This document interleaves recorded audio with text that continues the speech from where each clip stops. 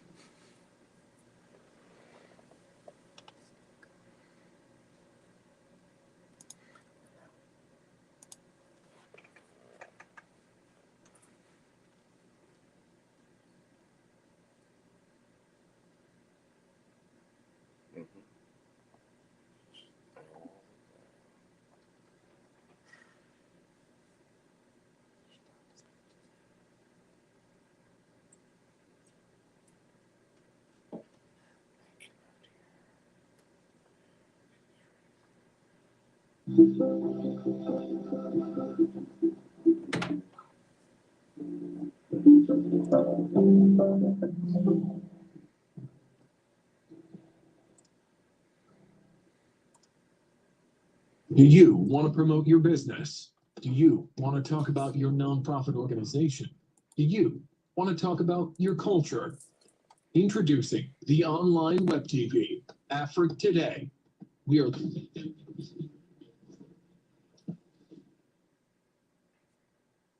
Hello and welcome. There was a few technical difficulties a few minutes on my end. I think I have my mic muted.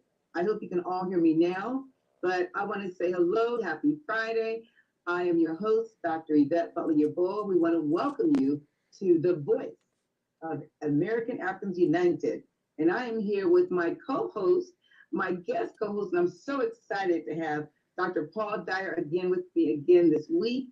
And, you know, you are a really good addition to me. You know, I tell you, you do so much for our show. And I want to thank you so much for being here today. But we have a great show today. And so, Paul, you want to tell them a little about what we're going to be talking about today? And we're going to have somebody special coming on. You know, thank you, Dr. Yvette Boa. You know, we have to give you some congratulations of being such a wonderful, beautiful human being on this planet that's doing so much for our kids, our people, and just on different continents. So give yourself a hand. Don't let yourself ever go unnoticed, because without you, you're a shining light. You're a bright star in our community. So thank you so much. But what we're going to be talking about today, we're going to be talking with Mark Elrich. And Mark Elrich is the county executive of Montgomery County here in Maryland. Most people will say, well, what's Maryland? Well, let's go with this. Montgomery County is the largest county in Maryland. That says a lot ever since that Maryland's the richest state in the United States. So when you understand those two factors, the largest county in Maryland and the richest state in the United States. What are we doing? What can we do? What should we be doing? And what has been done is a great question. And that's true. And it's interesting for this show. And I want to tell my audience, I want to thank all of you who sent your questions in early. So we would definitely get to your questions first. I know you're here to hear your questions, but we have a lot of questions also to ask of our county executive, especially in an election year. I mean, this is very interesting. We have so many people running, and this is not just a political show to promote Mark Ehrlich, but really to find out what he's done for Montgomery County and, basically what he's going to do further. So let's have a little dialogue and tell him a little bit more about Mark, because before he comes on, because he'll be coming on pretty shortly, and we will have our county executive on with us. And the reason why our show started a little bit later today than our original 7 o'clock as we do is because he has another event that's ongoing. So I'm excited that he'll be able to get us in, and we'll have a little time with him this evening.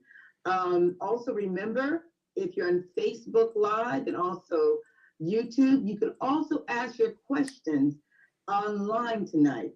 We don't have a call-in number, so really sorry about that. But if your question did not get in earlier and you want to have a question sent in, please put your question in on Facebook Live or YouTube.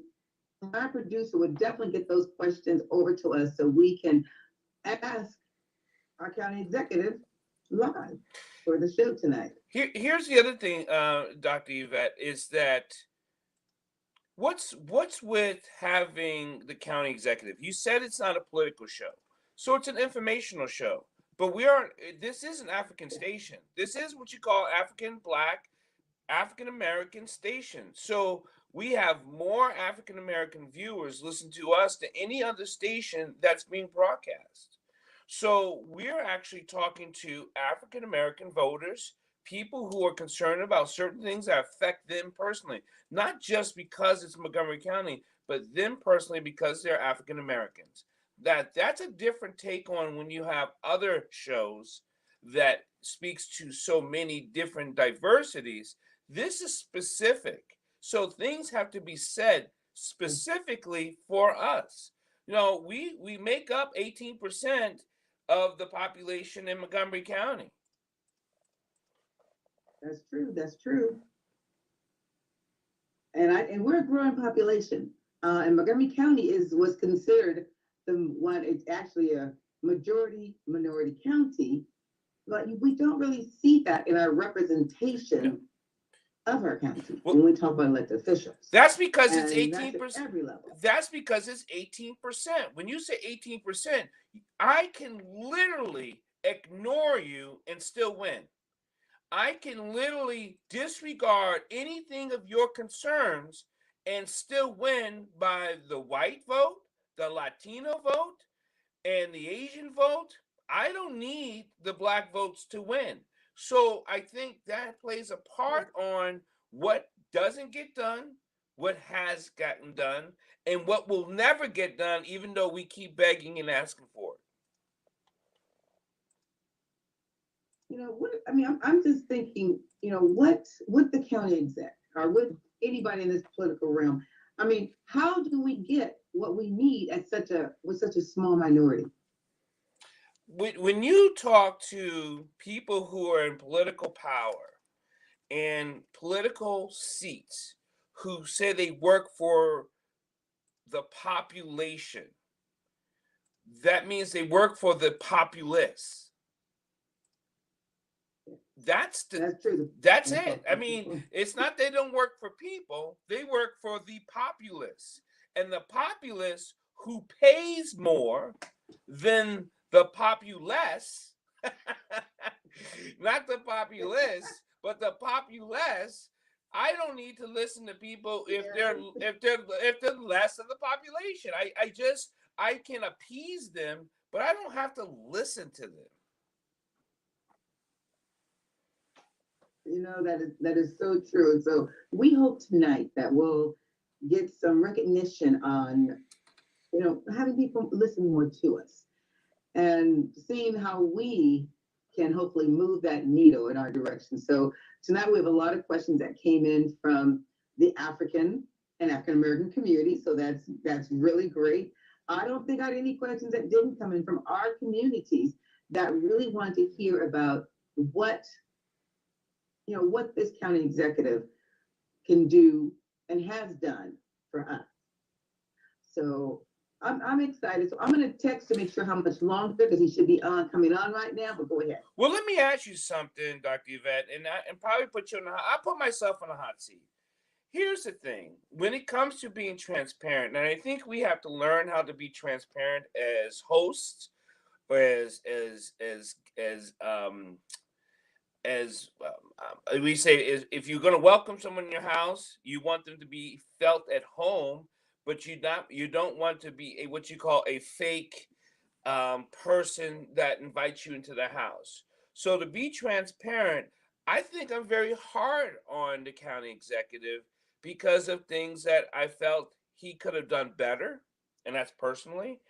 And I'm not a public official. I think there's things that's not being addressed that needs to be addressed, that I think should be addressed. I think there's issues that I am unsettled with that has not ever been talked about publicly. Now, here's the thing. He's not the lone wolf, right? We have to say that when you're in public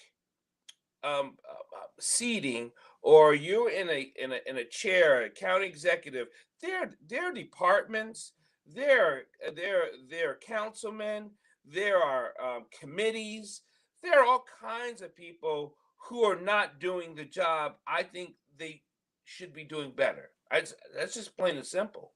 So he's not the one that says he's the end to be all, right? Right? There's other ways of getting through this, and they're not doing a good job either, I don't feel, right?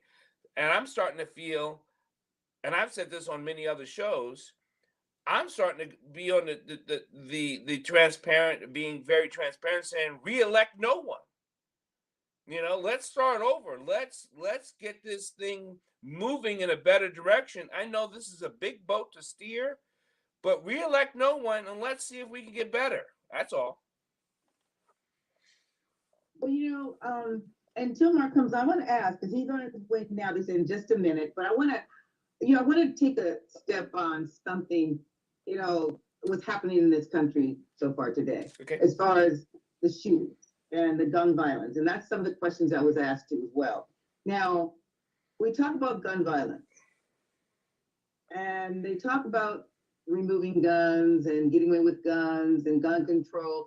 But every time someone says gun control, more people, white people, go out and buy guns. That's the first and foremost thing.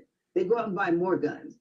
And when they talk about gun control, in my impression, they're talking about taking away guns from those who look like us. And then lastly, I don't think it's about the guns. Nope. I think it's really the person behind the gun. I do too. What are some of your thoughts on that? Well, I like I said, I'm very transparent on what I do. I am a gun person. I am a gun enthusiast. I'm a shooter enthusiast. I am a hunter, hiker. I am a protection artist. I'm a safety expert.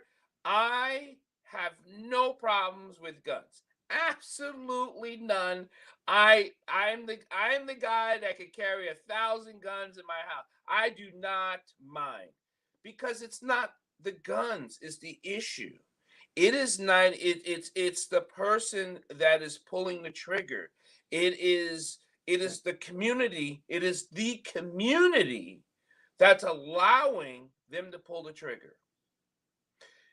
That's what I'm talking about. We have a community that is absent from recognizing each other. And until we recognize each other, we're going to always have the lone wolf, or the person who has lost their way, their emotional way, their spiritual way, their godful way, whatever it is, the way that keeps you on the peaceful way. They've lost their way. And here's the community that's the problem.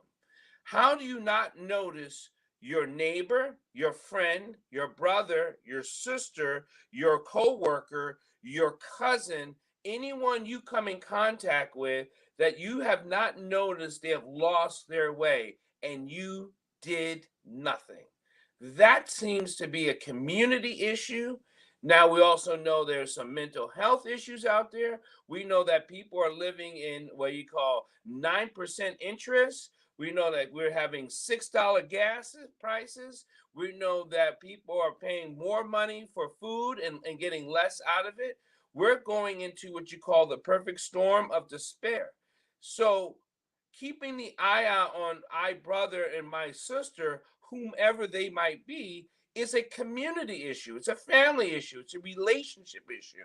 We have so many people keeping their heads down that they're not relying on community to notice, are you okay? Have you been okay? And by the way, I kind of knew you just bought, you know, $5,000 worth of guns recently, and you've never bought guns before. That should, something should like trigger a little fire piece. Oh, I didn't know, Paul, you were into like, grenade launchers and you pulled up a tank in your driveway.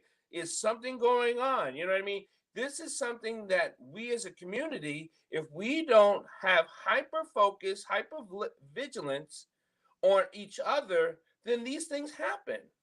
We always talk about guns and guns and guns. Let me tell you this, and I've been listening to the rhetoric on us side, the other side, and more sides. You know what's not been talked about are the bullets. I tell you what, I can have as many guns as I want in my house. If I don't have bullets, it's a paperweight. And bullets are expensive and hard to get. I know that because I'm an enthusiastic shooter. So there are times where there are certain rounds, that it is very difficult to get. So we can talk about guns all day long, but where are they getting the ammunition from? Are they making it in their homes? If they're making it in homes, it's like a meth lab. It's not like anyone can just make it. You got to have equipment to make it. You got to build a machinery to do this. So I hope I didn't take up too much of the time. Did the county executive come on?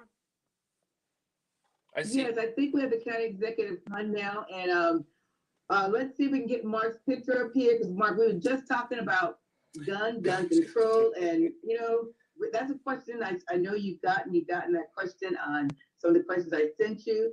So you had a list of questions beforehand. So can we bring our guest on tonight so we can? Well, there he is. We've already started the show. I think I'm here. Wonderful. Oh, okay, wonderful. I don't see you yet, Mark. Okay. I'm in this little box, it So looks I'm like, not- and I'm not driving, but I'm in a car. Okay. Hi, Mark. Let's Welcome. see if we can get Mark Hey. camera. I don't have a very grand background. I can see you as well. So Mark, thanks a lot. I know you squeezed us in because you had a busy schedule. But we want to thank you. We both want to thank you because as Dr. Dyer was saying, this show is one of the most highly watched shows within the African American community, as far as those of us, getting the information out. Because we have live shows and we try to get the information out without filters. So, this is live, and so we're excited that you're able to come on and talk with us, because we have viewers, as you see, sent in questions. And so, actually, let's just go right into some of the questions. Now, I'm not sure if my audience can see our county executive yet, but I said, well, let me have Dr. Dyer introduce our county executive one more time, who he is. And then Mark, we're going to just start firing the questions. We know you're busy. It's a crazy season. And so, it's a season to be remembered. So I'm going to turn it over to Dr. Dyer. Hey, so welcome to Afrique Today, and we're having County Executive Mark Elrich. Mark Elrich is our County Executive of Montgomery County, which is, again, the largest county in Maryland, and Maryland's the richest state in the United States. So we will put those two pieces together. We're going to get right into the questions, because Mark does hold a lot of key things, holds a lot of big purse strings, And like I said before Mark, you came on, I know everything doesn't stop or start with you, but you are part of a lot of things of how it happens. And so it's not like just because you say so or don't say so doesn't mean it happens or doesn't happen. So if you want to talk about, because I know you're enthusiastic about Montgomery County, it doesn't, it's not short-sighted. So you want to talk about first what your plans are in this next term you plan on winning, or if you win, and then because I don't want to talk about the things you have done because those things are great, but it's time to move forward. So what's your moving forward strategy?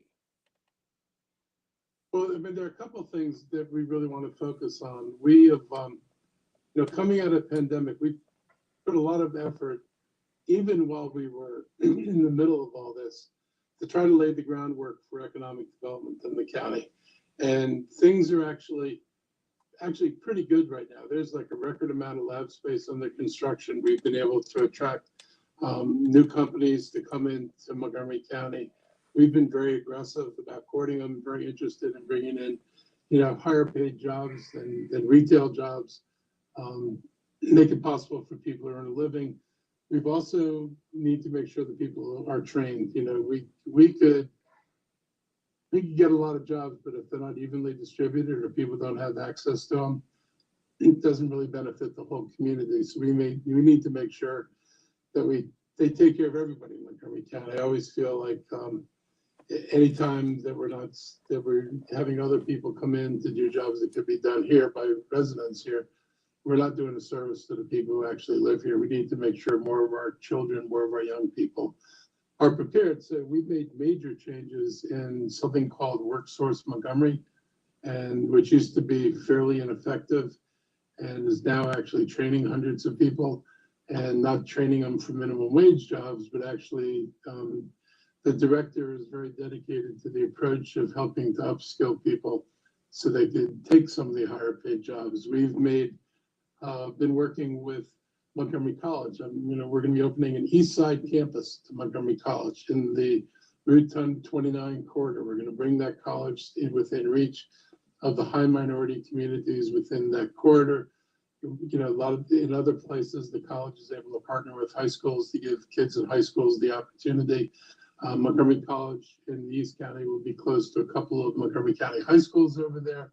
We want to build the same kind of links between the high schools and the college, so we educate more kids and we get them engaged earlier. The campus that Montgomery College is going to build, we're really working. I've been talking to the leadership of the college to make sure we put in training programs that actually focus on the pipeline of talent we need for a number of the big industries that are coming into the county. Make sure that folks over there can get the training and that the college is actually helping build that pipeline. And I know that college has increasingly been moving in the direction of certificates to making sure people get what they need to be able to get the higher skilled jobs. And we want to make sure we expand that and that the East County has the equal access to it as the other parts of the county. That's part of what we're doing.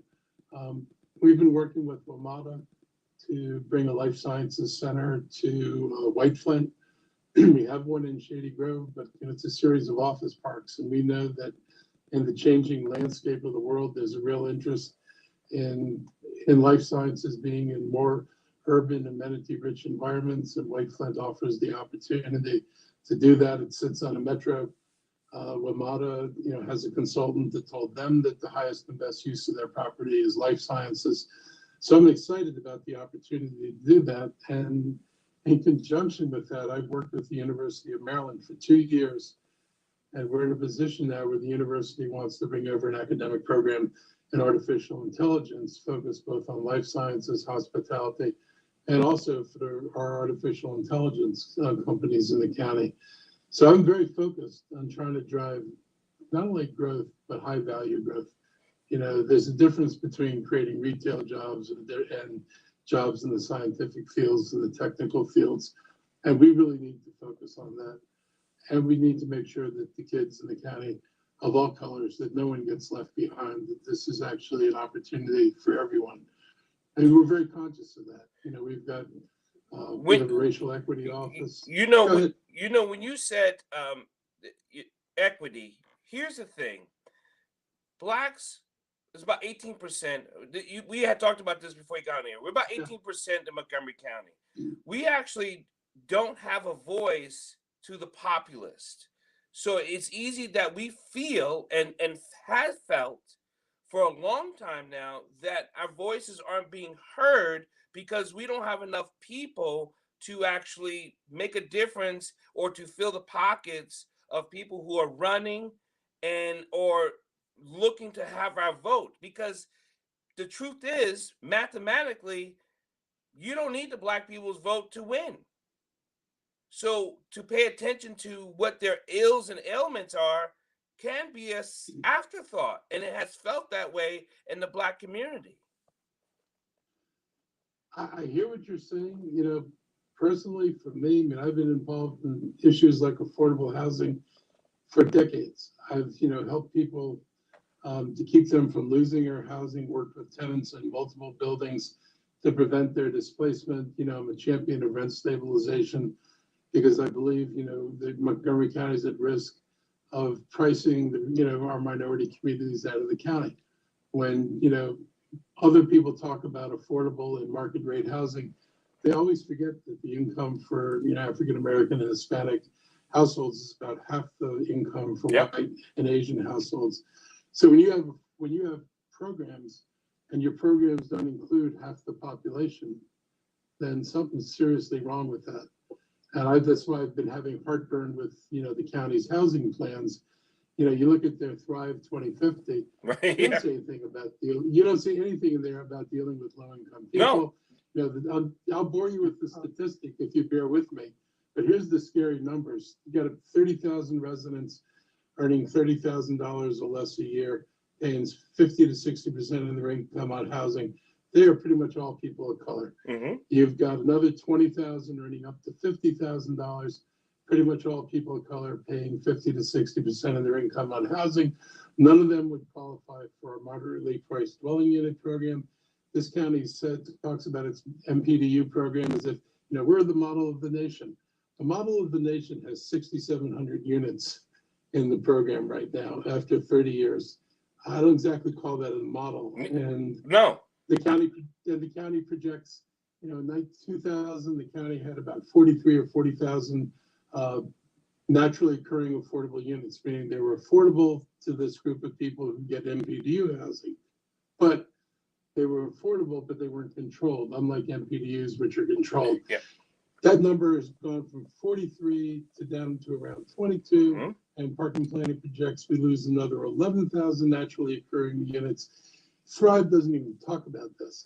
So you've got plans here that just basically assume, I guess, that everybody disappears, which I'm sure there are people who probably wouldn't mind that.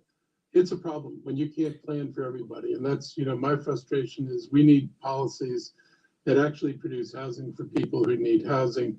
And you shouldn't have to be a majority of the population or I don't know what an insignificant part of the population is. If you are here, you should have a voice. If you're here, people should be concerned about you. Anybody who knows me, and I know that's known me for a while, I never make a political calculation about how do I build enough votes to win. I'm focused on, and I've been the champion of people knowing they don't vote. I campaigned for tenants and went out, you know, and reached out to them, knowing that I would get a very low turnout from that population. But I feel like they need to know what's going on and they need to be engaged. And I've always been willing to engage. I think, and Dr. Yvette, I'll let you, but I think that people who work so much, earn so little, have a hard time hearing what you are championing for and what isn't being done. So I think that's where the pushback comes, because those people are on the buses, they're on public transportation, and they don't have time to be like, what is Mark doing for us today? Because they're working 2 jobs. So that stuff gets missed. And the only thing that gets recognized, go ahead. I think it's worse than that. You asked the question, it's sort of like, you know, how do you reach people, or right. You know, how do these people get a voice? I mean, and you asked about voter registration, you know, what do you do? I'll venture to say this, and you guys can yell at me if you think I'm wrong, but after 400 years of oppression and emancipation, which didn't really free people, and a civil rights legislation, which is good on paper, but didn't do a damn thing to change the economic circumstances of anybody who was descended from slavery. After all those years, it's hard to believe anybody's going to do anything. I've talked to people. It's like, what difference does it make if I vote? Who's really going to do something? And that's the problem. And nobody should have to wait till you're some kind of significant portion of the population for someone to say we need to do something. I've never operated that way. Like I said, I'll invest energy in the community, and I don't care whether they vote or not. I just care that I can try to do something to help them. And if they vote, that's great. I love it. And if they don't vote, it's still the right thing to do. Okay, well, I'm going to jump in here really quickly and ask some of the questions that some of the folks actually have sent in. Do we still have Mark online? Okay, there you go. Because now we can sit there. Well, I wanted to ask some of the questions from what we sent in. So I sent these ahead of time, Mark, so you kind of know the gist and the question. So I'll ask a question, and hopefully you can respond very rapidly. We have a lot more to get to that probably isn't on here as well, but I want to keep them in, I put them in categories like for civil rights. The first question that was sent in was from the African Voting Bloc, and that's a group of very active Africans who do vote. And so a question that they had was, Black and African Americans represent basically 18.6% of Montgomery County population. The state of Maryland has the highest incarceration rate in the nation of men aged 18 to 24, while the second highest incarceration rate for young men is in Mississippi. What is the county doing?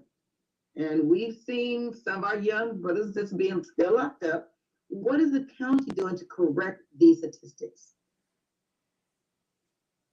I think there are a combination of things that have to happen. I can't end the drug war. I would have ended it 30 years ago.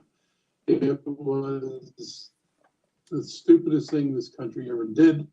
I can guarantee you the white people didn't get treated the same way in the drug war as Black people got treated. And then if you read the Nixon, Haldeman, Ehrlichman comments, this is totally deliberate. Nobody's confused why this war was launched. But you have just a disproportionate number of kids in jail for pot. And the problem with going down that road is once you've given somebody a jail record, you pretty much closed the door to them getting a job. I put in the ban the box legislation with Sheree Branson. Banning the box is great, but it doesn't mean you can't ultimately find out whether somebody had a criminal record. Right. It just means you can't put it on an application. I think it's been good, and I think that we continue to hear that employers have hired people that they find out have backgrounds and have found them to be perfectly good employees, but we've ruined a lot of people's lives. And if you can't work, you will find other ways to meet your needs. And so, basically having a plan to turn people into unemployable and then being shocked and dismayed when people do things to acquire funding that we would prefer they don't do, it's kind of like the self-inflicted wound. So I'm hoping, that the state takes the necessary steps in a referendum to deal with the pot issue once and for all and put it to rest, and that they expunge. And I don't mean like tell people that you can get your record expunged. The state could expunge the records all by itself. And they nobody can. Should have to, yes, nobody should have to come and ask for it. Nope. That ought to be part of the bill. The state will expunge everything and then notify you that your record's been expunged. That would help.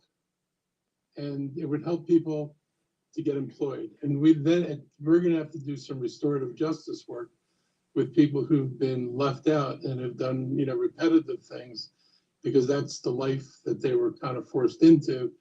We're going to have to give them opportunities to restore themselves to doing things in society that are more productive for them and for everybody else. But I think the drug wars are an enormous part of it. When you talk about restorative justice, then we're talking about the judges that are giving these draconian sentences that are in Montgomery County that we still can't get away from.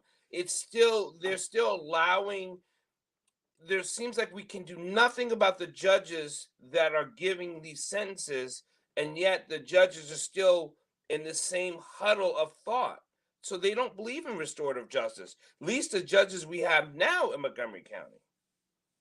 Well, but if you take away, once it's legal, and if you expunge your records, the judges will have nothing to do with it. I mean, nobody will be getting arrested at that point.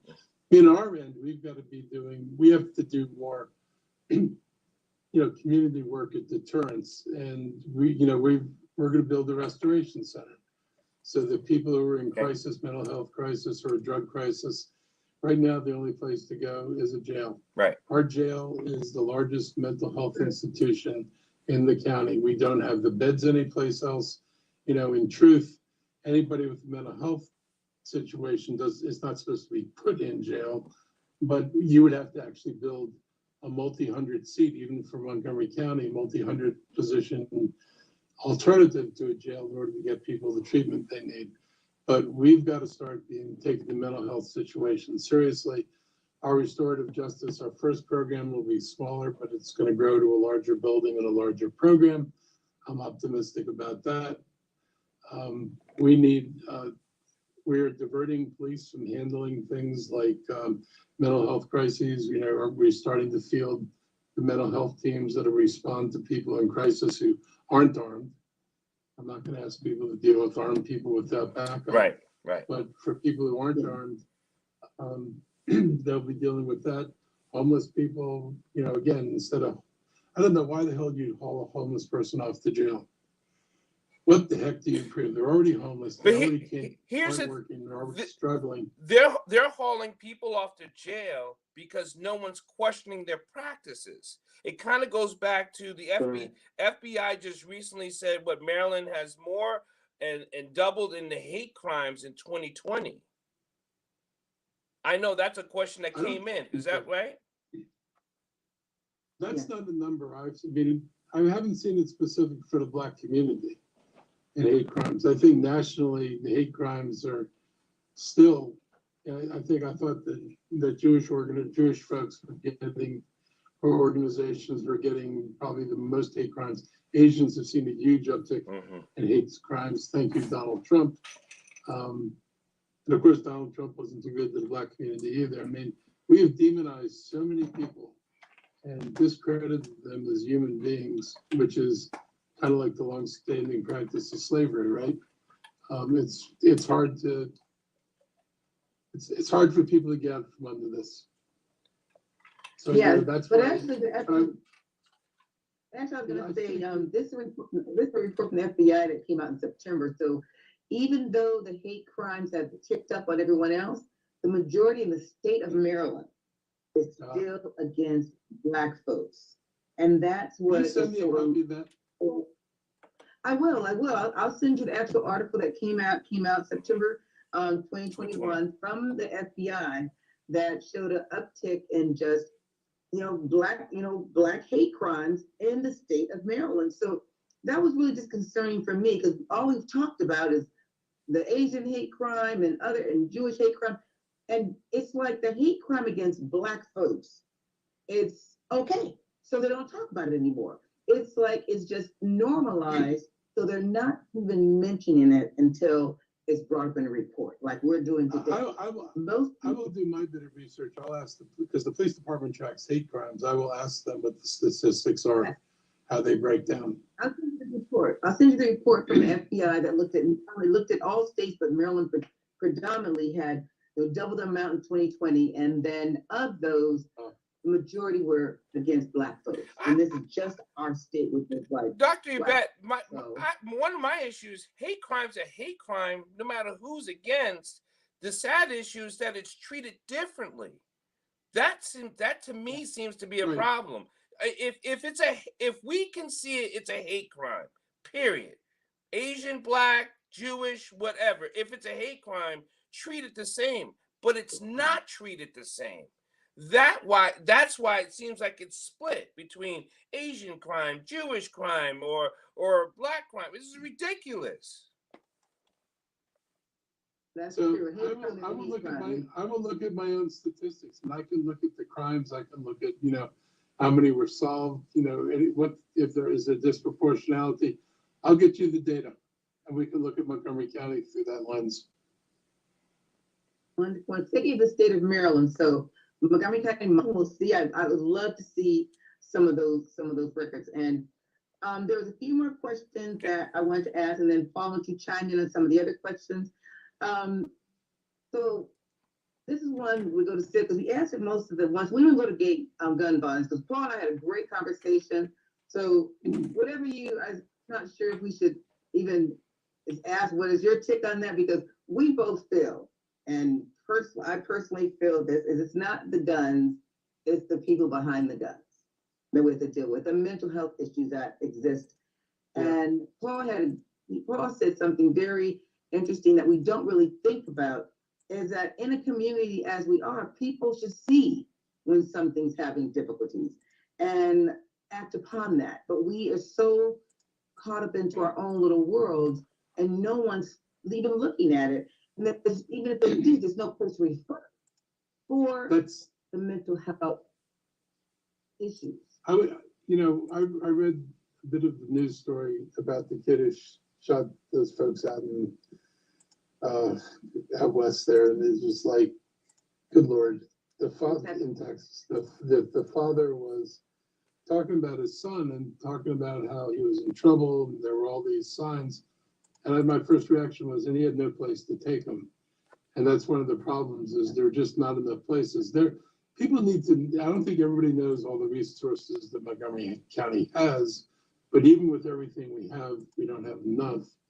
And one of the things I'm going to be proposing in my next budget, or halfway through the year, depending what finances look like, is that we actually, reinstate the mental health clinics. In the old days, in the 60s and 70s, there were mental health clinics in the county where a person could, bring the child in and say, we need to talk to a psychologist or, a therapist. And sometimes the whole family would wind up going, sometimes only the kid or a couple of people. But we don't have that ready access to it. And we need to provide that ready access. This is, for all the focus on kids, most of the violent acts are committed by people who aren't in school, not by people who are in school. And they're committed against people who aren't in school, and typically against young adults, which is really scary. And the other disturbing thing about these murders, like we've solved, I think, all 14 murders now, right? We've solved them because they're all people who knew each other. Right. And so there's enough of a trail, and how people have gotten to this insane place where if you have a beef with somebody, that your solution to a beef is you shoot somebody. When I was growing up, if you and somebody else had an argument, a disagreement, it was usually a fight. The fight didn't come with weapons. Yeah, those fighting days are over. No one died from it. You left home bruises and you done. So there's a question that came in on YouTube really quick. Let me grab this real quick, Paul. This came from YouTube, and it says, County Executive Mark Ehrlich, why did you promise to remove the armed police from MCPS, yet allow them to return into the school building with the CEO 2.0? Also, where are the social workers that you promised the students? So we all thought we were going to hire social workers. The school system had the money. They set out to hire people. They weren't able to hire people, and they are not alone. I've talked to people in the University of Maryland, the folks who deal with mental health issues there. They can't find the workers. Nobody was able to find the workers. Dr. McKnight, they were ready to pay and put the money into this. They've been able to hire very slowly. I think in the fall they had, they were in single digits. I think now they're closer to, I don't know what the latest number is, but it was certainly more substantial. I'm pretty confident they'll have those workers there by the fall. But I'll say the problem for the schools was, absent what we said we were going to do, I mean, this was part of a deal. We would hire the social workers, and the police would come out, and we would hope that the social worker or the people who intervene in interpersonal disputes, they could be dispute resolution people. Our hope was they would be in place. And they're not. When they weren't in place, it was kind of hard to go to the community and say, okay, we're not going to put in a replacement thing, and we're not going to bring back any form of policing. And I will say that Dr. McKnight and I were pretty in tune when she first told me what they were thinking about doing. My two questions were no patrolling halls, because that's the thing that gives the appearance that the kids are under patrol, Right. and that the officers would not do school discipline, which, in fairness to the officers, the calls for school discipline were triggered by the principals, by the administrative staff. Yeah. And so the officers did, and unfortunately, they weren't supposed to do it, even under the old MOU. They were not supposed to be doing school discipline. They got into doing the school discipline, and that shouldn't have happened. But Dr. McKnight has said it is not going to happen this time. They will not be doing school discipline. They're not doing minor marijuana stuff, which is another big deal, because when you stop,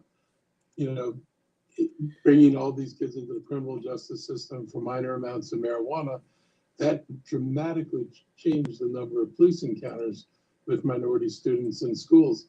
It'll be interesting to see at the end of this year what those numbers look like under this 2.0 version. Have they really brought down the encounters? Are they really not doing discipline? And are they not patrolling halls? I know she shared the same commitment I did to that. I could not in good faith say we weren't going to do anything in the face of the uptick in violence, but I still don't want the police doing what they shouldn't be doing. They can respond to police calls. I expect police to respond to serious fights for their injuries, to rape, molestation, all that other kind of stuff. But because you won't shut up, maybe not. That's not something the police should be involved in. We have, this is no secret that when we talk about, and you've gotten this question before about the Moses Cemetery. Yep. And it's a very sensitive subject for myself personally also, just to be transparent with that. What is your take on the transaction between what the Moses Cemetery is going on and has gone on? What, just really want you to respond from that itself, because there are statements about, we know there's bodies being found, but then the county says it wasn't, and things like that. So what is your take on all that? I don't believe bodies were found. Well, first place, started excavating with the Moses Cemetery. I want to be clear about this. Moses Cemetery was bought by, I forget what it was, White's Tabernacle, but it was part of a benevolent society or burial society that had a cemetery in Tenleytown, DC. And when they decided in DC in the early 1900s to rezone the place, and just miraculously that cemetery no longer fit in, the folks in that benevolent society bought a lot on River Road, not on River Road, off of Westbard Road, and that lot is now lot 175 and 177, and that's where the cemetery was. It shows up in maps there. It shows up in historical documents there. That is absolutely, it shows up in the deed. That's the two lots that were owned by that. They were never on the lot where the storage building is being built. That is not Moses Cemetery. Moses Cemetery is on those two lots. The owner of those lots, or the cemetery, whoever owned the Benevolent Society, sold that lot to a developer. The developer did not follow the law in terms of disinterring people or moving people. We have no idea whether they're piled up against Westbard Avenue and making up the underpinnings of that slope that goes down there where the driveway is. Mm-hmm. There's no question whatsoever that cemetery was desecrated, destroyed, possibly bodies relocated, possibly not relocated. And that is now the driveway that serves the apartment building over there. There's no other way to get into the building but for the driveway. But there's a part of it in the back that goes to where the creek is that's flat and is actually could be used as memorialization and will not affect the entrances to the building at all. But And I even went into the building to see whether there's other ways to get into the building, and there aren't. people So- said they found bodies on River Road. Well,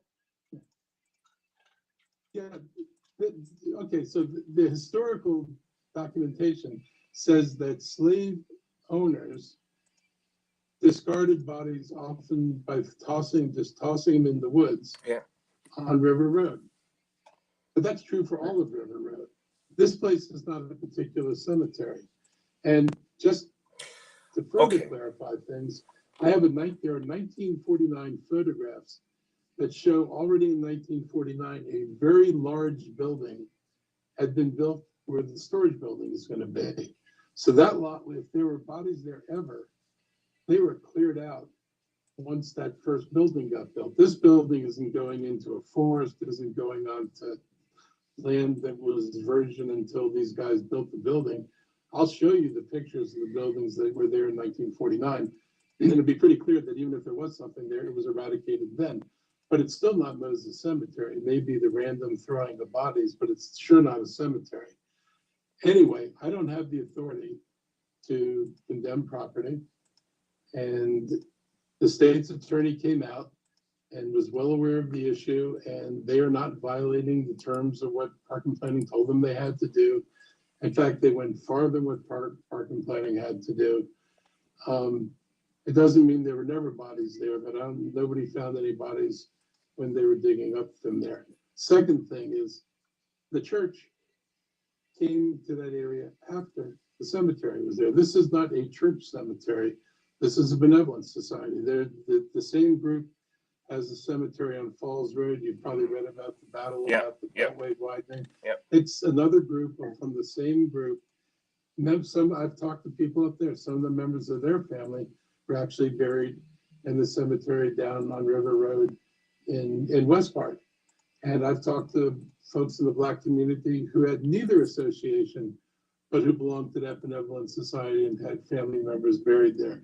So I'll tell you what I proposed if you want to hear it. I do. And you can tell me whether you think I'm crazy or not. So I've tried to get people to get together. I cannot force Park and Planning to come to a meeting, and I cannot force HOC to come to a meeting. HOC now says that as long as there's a lawsuit, they can't sit down and talk with anybody. And Park and Planning is not going to give the land to the church. And I will say that in the beginning, and the thing I signed on to was absolutely memorializing what used to be a cemetery there, not giving the land to anybody else. The key issue to me is who decides memorialization and how you memorialize it. Right. I will say Park and Planning is impossible to work with. They have actually said we're the experts in memorialization.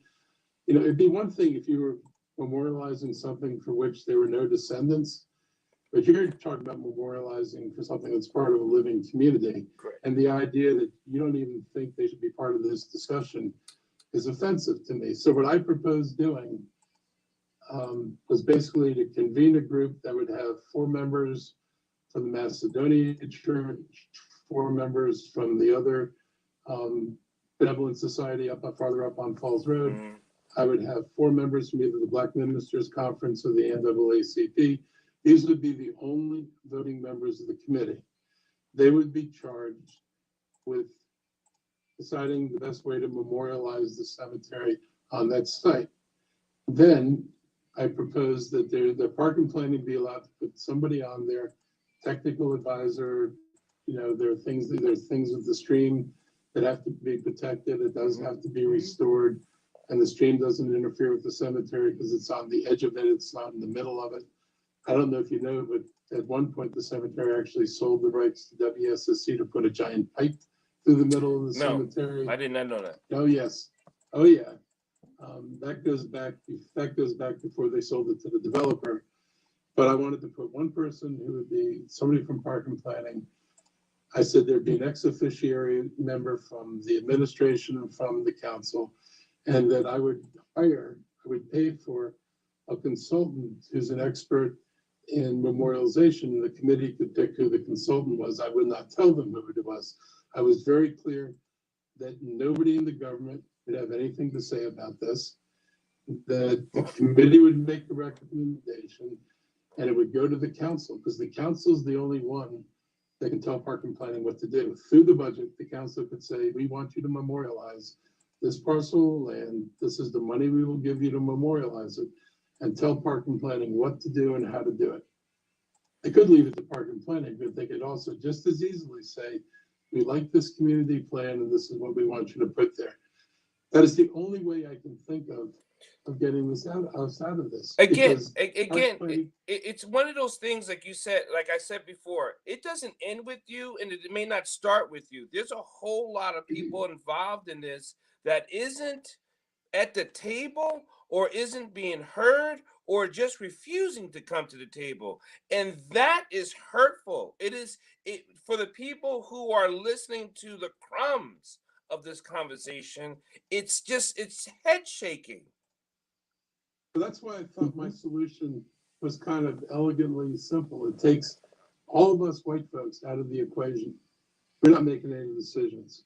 We're putting it in the hands of the Black community. There are at least 2 descendant groups that have a direct stake in a burial place, and we've got the Black Ministers Conference, who I believe could be good arbitrators in terms of deciding how do we deal with this property. And then we have a council which could actually take the results of this and mandate what they want done. And it would be basically us doing what the community tells us is the best way of handling memorialization. Mm-hmm. I thought, because that's the only way if I can't get people to talk to each other, and if certain people in the church are going to insist that they have to be given the property, which nobody is going to give them, we're either going to not memorialize this, this is going to sit stagnant forever. I offered to do the radio survey, the ground penetrating radar survey, so we could find out what's underneath there. I told Marcia, you can pick the company that does it. She said, I don't want you to do it. So I can't even do things that are helpful, which I would like to do. I think convening this is the only way I can think of. I don't know any other way to solve this, because I can't. If she thinks I can fire Mike Riley, I can't. She thinks I can seize Park and Planning property, I can't. No matter how many times I say I can't, she insists that I can have these magical powers. I am the county executive. I am not God, and I'm not a dictator. That kind I think my proposal's fair. That kind of goes back to one of our questions, and Dr. Yeboah. It's like, what is the most important issue facing the county executive today that you can see that's really you're running up against?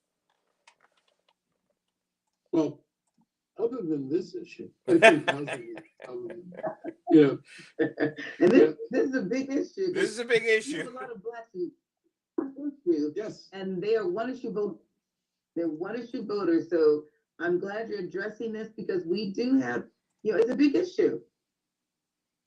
Okay, if somebody has a better idea of how to put together a group, I thought that putting together 3 parties who have in common having a Black heritage in Montgomery County and giving them the opportunity to look at this injustice and say what kind of memorial belongs here is the only sensible way to solve this problem. And I leave it to others to do all the details, because like I said, I'm sympathetic. I should not be the one to prescribe what a memorial looks like. That is for the community to decide. And I'm willing to abide. I'm sure everybody's going to want a memorial that is meaningful, that actually tells a story and, has value to the community. And I trust all these people to be able to do that collectively. And taking us out of it, my group of people from this cohort, out of any decision making, to me would be a helpful thing. So everybody feels like they own it and they don't have to worry about what, any of us coming in and telling we have a better idea for memorialization. The best idea will come out of the community. But the other big problems are affordable housing in Montgomery County. I mean, people talk about it a lot. The fact is, we don't do what we say, and people think, Montgomery County will say, and people still say it, we have the MPDU program, moderately priced dwelling units. For you who don't know what it is, it serves people mostly between $60,000 and $75,000 incomes. Doesn't serve people below that unless we make special deals with developers. And oddly enough, it doesn't serve people who make more than that. But in the market, like in Bethesda, if you make $100,000, you will not find a 2-bedroom apartment in any new building that we're building. And so we tell people that the MPDU program is a national model, and Montgomery County is a national model. The program has units under control in a county of 1.1 million people, in a county with 30,000 households, mostly people of color, earning less than $30,000 who are not able to afford it, and the folks earning up to $50,000 who are also paying half their income for rent. You have all these groups that can't afford it, and then we say we have a model program. And parking planning tells us that we've had 43,000 or something affordable units without controls. We call it naturally occurring. In 2000, we lost half of it. By 2022, we'll lose another 11,000 by 2030. That's what's the reality of what's happening. And their answer to this is Thrive, which has no plan for affordable housing, just says the government should do something. Those are bold action words, if I ever heard them. And focuses on MPDUs, which don't serve the lower income folks who are already here.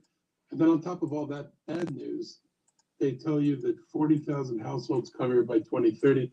30,000 households need subsidy. Of the 30,000 households, 20,000 will earn less than $50,000. Again, people who aren't eligible for what we do. I do. We have a huge problem.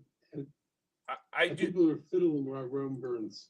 I do know that you have been very supportive for African American health. I do know you've been very supportive of keeping funding different programs that has worked with community health for African Americans, because we have such a different type of sicknesses, whether it be diabetes, high blood pressure, cholesterol, along with those things. Yeah. My list. So I do know you have championed that, and it has helped a lot with getting people on the right place to getting healthy. And as people listening who are African American and Black America, if you're not healthy, you can't vote. So if you want to be, you can't have both. You can't be sick and vote. You got to be healthy and vote. So you want to. He's probably got to go, Dr. Yvette. So you want to ask the last question, or I you want? have one question before we leave. Marcus, one of the questions just came in. We have people watching on Facebook Live and also YouTube. I want to thank you all out there for putting your questions in and beforehand. And there's one other question that just came through actually a few minutes ago. I want to say, it says, how do you prevent school shootings, which is the main component of school safety? Instead, students need mental health resources and social support so they do not resort to violence. Now, you kind of talked about that, the mental health. This question came in after you spoke about that. So do you want to elaborate more on that or say anything else to that? Well, I mean, the school system historically has never had the level of social workers or true counselors, not guidance counselors, but like human counselors. And that those two terms get confused sometimes. When we use the word counselor, people mean different things by it. But it's really important that we have people in the schools, and we do not meet the standards, the national standards for how many of these folks we should have per population. So we need to try to get ourselves in line with just the national standards, which are hardly like the strictest things in the world. And then we need to make sure that, and I've said this multiple times, you cannot solve all these problems in school. And we've got this huge socioeconomic mess out there of power called poverty. And I gave you a brief glimpse of, what the households look like in Montgomery County. And of course, these are primarily people of color. So there you go, people of color, disproportionately poor.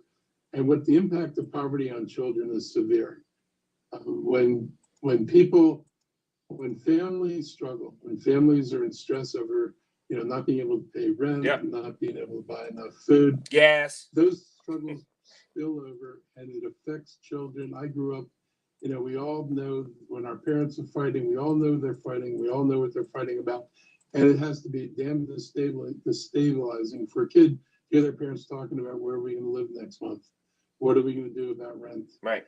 And then to have kids who are hungry coming to school, having families making choice between food and rent, and all these other social underpinnings, and then to think that somehow the schools are miraculously going to fix this problem. The schools can do a lot, but we as politicians, this is why I obsess over putting more money into early childhood education. That's why I pumped up schools 149 million this year when the budget allowed me to do it. We've got to make investments both in the schools, but we've got to make sure that families are secure. That's why I support things like rent stabilization, because people need not to move. People don't realize how damaging mobility is. People think of upward mobility like that's a good thing. No. But when I'm talking about school mobility, when you go through 5 different schools in 5 years because your parents are moving, not because they're upwardly mobile and taking advantage of great new opportunities, but because they're trying to find the next lowest rent apartment they can afford to live in, all of that is destabilizing, and it also affects parents' engagement in the community. Yep. If you don't think you're going to be there, you automatically you're going to feel like, why would I invest my time if you have the time? That assumes you're working one job and you're home in the evening. You could say, I could go to a PTA meeting or watch TV. A lot of people don't have that option. But if you are moving and things are unstable, it is hard to vest yourself in the community. The whole beauty of ownership, which is why I've been pushing in Tacoma Park. I did a couple of help tenants convert their buildings from rental to ownership by the tenants. The whole point of the ownership is that once you own something, you are rooted in that community, and then the issues that face that community every day become your issue because now that I own there, you're going to be there. I was once working with the tenant group, and I'm in the basement of their apartment building, and we're talking about it, and I said, I was your council member. I said, I am your council member. And I said, this apartment was actually behind my house, and it's a big apartment building. And they were like, and I said, you've never come to me about the crime on this street out here. You never complain about the dealers. You've never asked me to do anything to improve your quality of life. And I said, the moment you become owners of these apartments, you're going to be visiting me and telling me we're taxpayers and we want you to do something about it. I don't think people realize how destabilizing it is not to own. And I'll say that Thomas Jefferson, flaws and all, one of Jefferson's comments about why his concern about why he favored farmers over urban was that in the cities you had masses of people who didn't own anything. That's right. And therefore had no stake in society. And that his fear was they would rise up against the ruling class because they have no reason to protect the system the way it is. And well, that's kind of an extreme formulation of it, and maybe more true in the 19th century or 18th century than it is now. It is still a fundamental truth. People who do not have a stake in society engage differently with society. It goes to Absolutely. Why would I vote if I don't believe anything's going to change? And my experience in America would tell me voting, not such a good remedy for social problems. So I actually try to find ways to help people get a stake in society. All the housing deals we're doing are including ownership units. I've been proselytizing to the nonprofits who do rental to please start shifting focus to more ownership. Buy a building, own it for 5 years. Educate the tenants, help people clean up their credit, train them in what it means to manage a building, and then sell them the building, and then you get your money back and go buy another building and do a conversion process. I think the more people own here, the more we can help people own, the more we'll stabilize the community, and the more people will feel like I've got a stake here and I'm going to start participating and you're going to hear my voice. And damn it, I'm a taxpayer. You're going to pay attention to me. I don't think I'm oversimplifying. I know something. I've upset myself. Well, you just mentioned buying buildings. Now, is that opportunity available for people of color, Black folks? Because I don't think enough of us know about buying a building, and is that available to Black folks? I would love to buy a building and sell it out. What program is doing this so that others out there can get involved? So there's a right of first refusal. So if your building goes up for sale, you have a timeline for saying you're interested in buying the building, and then you have a timeline for doing your due diligence to make sure you want to do it. So I tell you what I used to do in Tacoma Park. I had friends who were in the affordable housing sphere in DC, and they taught me how they did conversions. And I was a council member, I had a job, but I started doing this. I'd meet with tenants, I'd ask, they would have already said they were interested in owning their buildings. I would talk to them about what was involved. I would get 2 years of operating expenses from the landlord because the landlord had to provide it. Right. The county then would actually do inspections and identify what systems we'd have to replace. I get estimates on what it would take to get the systems replaced, and I put together a budget. And invariably, rehabbing a building, unless it's in dire condition, you wound up paying about what you paid in rent. Because if you think about it, you've got some new bills to pay, like for renovation, right, windows and stuff like that. But there's nobody taking a profit out of the building. So you're profiting. And oh, by the way, because now you own it, you also get a tax break. So you can deduct your interest and your property taxes. And so it's a net positive for people. And so if people were ready, I would, present it to them, I'd show them budgets, and I said, if you're interested, here's a list of people who do this kind of consulting. And the reason why I did it first is that everybody I knew who consulted wanted down payment money, advance money, like $500 or $2,000 a unit. And low-income people aren't about to put $500 unrefundable on a line if they don't know they're going to wind up with it. So I did kind of preliminary footwork to see whether it was feasible. And I would be talking to my friends who actually knew this stuff, so I could be relatively sure that I wasn't, not understanding what the heck I was doing.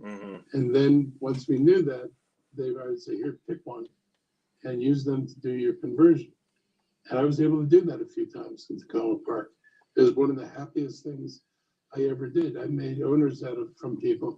But, telling somebody you're going to buy a $2 million building, right, or $11 million building, who struggles to pay rent, it's like, you got to be kidding me. So you have to overcome all that. But I felt like I was a low risk because they weren't paying me anything. This was just, I've given you the general blueprint, operationalize it. So today, there are more resources in the county. The law is there. I intend to make the law a little bit stronger than it is now in terms of protecting the right to exercise the right. And that's what I know. A lot of people have tried it, and their refusal is also it seems to be unequal, and I think that's what people run into. That's why I think we want to make the law a little bit tighter, because a lot of people get turned away and then it's never really the reasons why, right? And then we need lenders, and there are some community lenders now who will look at people and not see them as credit risks, but understand that you can educate people and put them in a position where they can take this on.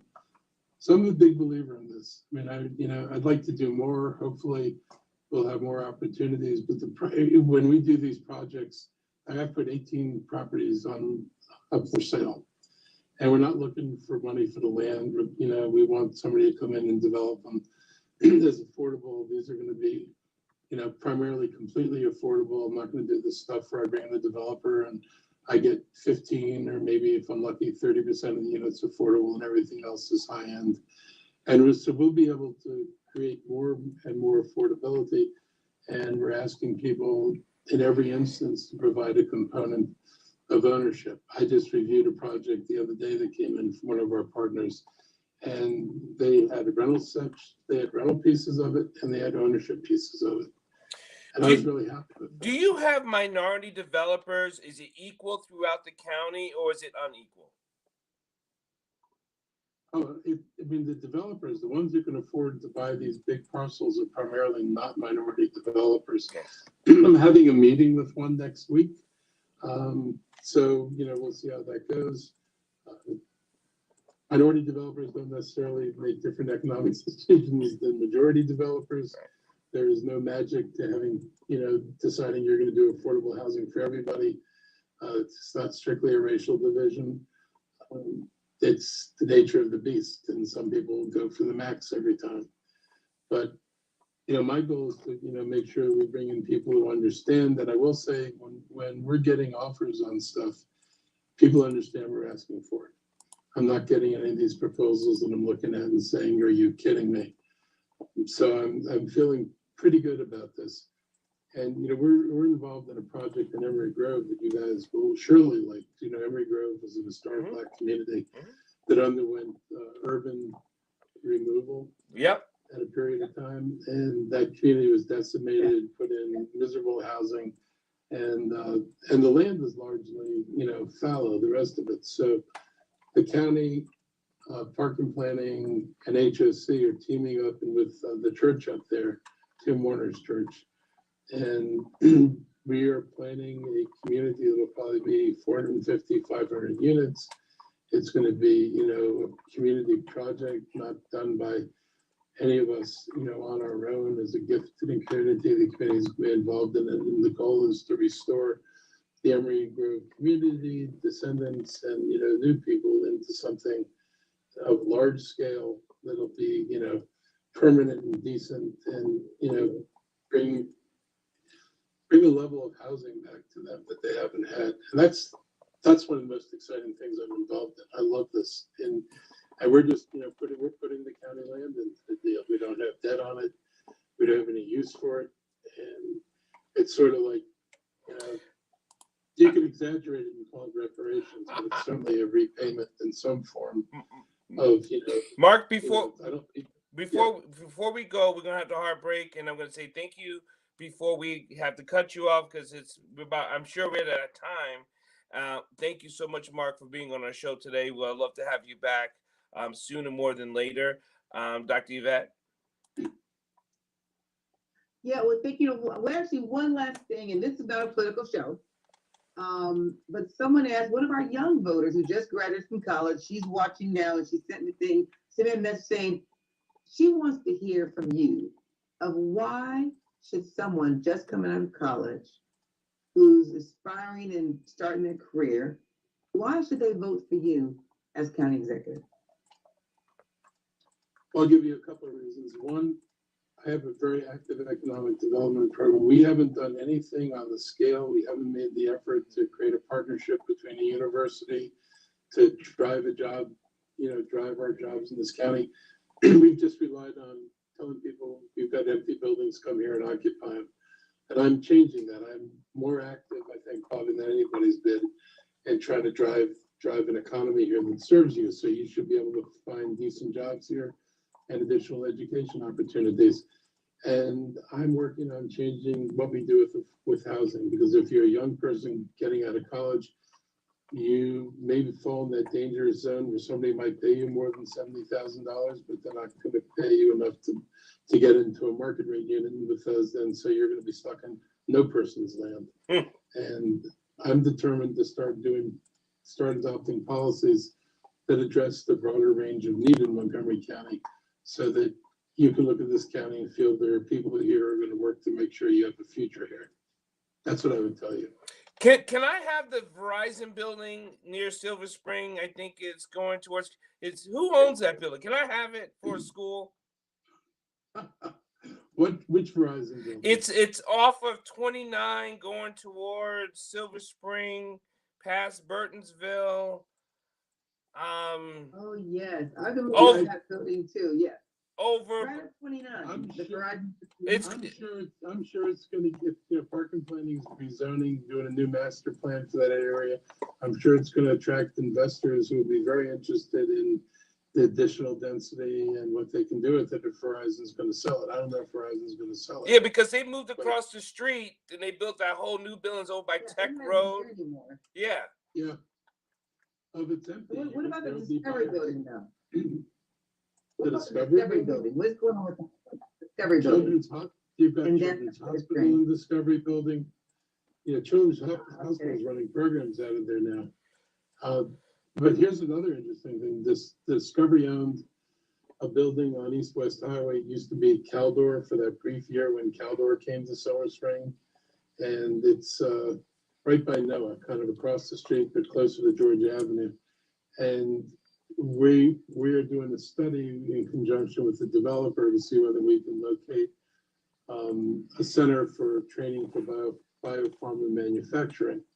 Here's another example of, a place where we might be able to train people for the jobs that are coming into the county. And so if the study bears out, we will work out a deal where this becomes a center for training for biomanufacturing.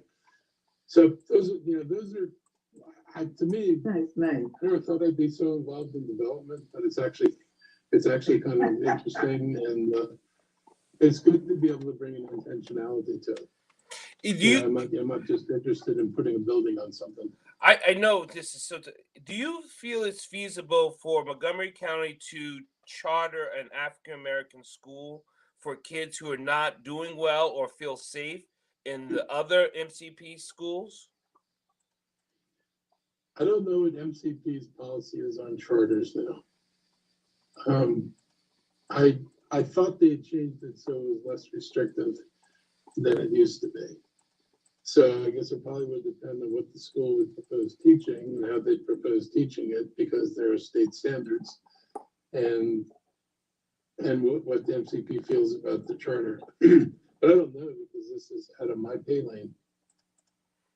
Well, I'm glad I asked. Well, they still do have charters, but I don't Pardon think me? you can have them for one group. They still have charters, but I don't think you have them for one group or the other. It has to be open to all students. If it's going to be a county-funded charter program. If it's a private school, you can actually do some of those things. But as a charter school, it's been that charter school review process. I don't think they've changed much, but you really, unfortunately, you can't have all Black, all girls, or anything like that. It has to be open to everybody if it's a charter school funded by the county and the state. Private school, you can do anything you want for private, but. So, Mark, I want to thank you so much. Anyone last words, Dr. Dyer, before I close up and tell Mark again? I want to thank him so much. We got to get him home safe, and it's getting late, but we'll just have him back on another time. Yeah, I will ask you a favor. I would ask if you ponder what I suggested about Moses. I would love to talk to some people in the community. I mean, I know what Marcia feels. Right. I'd like to talk to other people, because this is not exclusively their issue. To me, this is truly a Black community issue. And I want to get this done. I started out 4 years ago thinking I could get this thing memorialized, and we had a working relationship, and we were working toward memorialization. Apparently it's not their interest right now, their ownership. I want to get the memorialization done. To me, the most important thing is that what goes on that property reflects the Black community, and most importantly, reflects the history of what was done there. I will tell you that Marcia and I have no disagreement about the travesty that was done there, both pre-sale to the owner and the history of this county, and what the owner did and what followed after that. But I'm focused on, the one thing I can do is figure out a way to memorialize it. And I want partners who we can make this thing happen with. It actually sounds like we got to get a hold of Park and Planning. Park and Planning seems to be the dam that's holding us up. There's an easier workaround. I mean, the council, nobody said anything. You notice that they've never participated in this discussion. Nope. But what I will say is that if we agreed we would create this commission, and the council agreed to do that, which I think, frankly, is safe, because you're not meddling in this, and you're not trying to direct an outcome, and just simply create the commission and let them create the outcome and fund the outcome. Park and Planning becomes sort of irrelevant, because the county says, this is what we want on our property over here. This is how we think this should be done. I'm sure the county, with the power of the budget, could ensure that project got done the way the county wanted it done. And then Park and Planning, I'm sure, will find a way to do it. But I think the important thing is the council really is even more of the decision maker than I am on this. They're even the final word on a budget. So when I submit a budget, the council produces the final version of the budget. So if we all agreed that we want to memorialize, and we all agreed we'll create this independent body to do it, I think we get where we need to go. Thank you, Mark. But let me know if you think I'm off base. I really like that idea. Paul, I don't know where you stand on that, but I like that idea. Well, I've talked about, the councilmen and the people who are on this board, and I actually think they should be outed, because they're not putting the foot into the work. And this is a single vote issue for African Americans. And if you're not going to do this, I don't care what else you could do. You're done. It's time for you to go. Look, I feel like I've been abandoned on a rat. I think everybody's happy to see me get beat up and suffer with it. And I will say, you ought to call them out, Mark. You ought to name names. Everybody can figure out what's going on. I mean, to me, the important thing is, I don't like the way I get treated necessarily, but it doesn't make what Marcia's fighting over doesn't make the underlying cause right. Right. I may not like how, what I'm subjected to in the process, but there's a fundamental justice or an injustice that was done here, and the opportunity to create a justice. And so I can't temper my involvement based on how I feel about how I'm treated. I will try to get a just solution one way or the other. Well, thank you so much, Mark. We'll say you had a life jacket, and hope we can make this happen, because I think that single vote issue is really important to us Black folks. And so we want to thank Mark Elrich for giving us the time this evening, and actually giving us a little bit more time than we were allotted for. And we want to thank Afric today as well. And I just have a few announcements that we're going to make. And then Mark, before I finish, did you have any last comments that you want to say to the audience out here today? I think, people, can write into my office. I'm happy to, if people have questions about things. I'm always interested in, what are the issues out there. And, the more I understand how people experience things, it helps me. I told people when I was campaigning, and I feel the same way now, I think I have good instincts, but I don't walk in your shoes. That's right. And so I feel like I know I have a general idea of what needs to be done, but I'm not going to tell people that this is what I'm going to do. I prefer for people to let me know, what do you think needs to be done? And that's the kind of guidance that I look to take is, tell me what your real experience is, because I don't have those. My experiences are different. I'm all too aware of that. My kids' experience, my grandkids'